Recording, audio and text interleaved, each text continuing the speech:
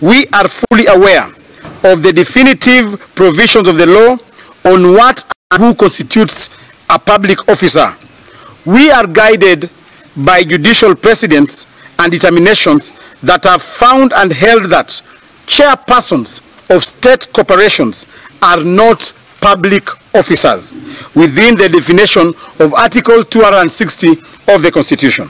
The requirements and qualifications to be a chairperson under the law is that one must not be a public officer.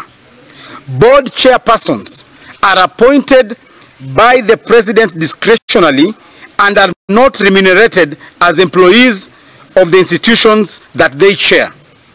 The accusation of ODM are therefore unfounded and benighted.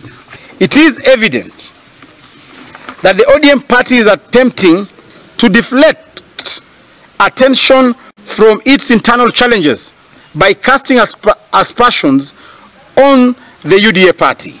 The nomination of their party leader, Raila Odinga, to the position of African Union Commission Chair has undoubtedly sparked internal wrangles and power struggles within the ODM party.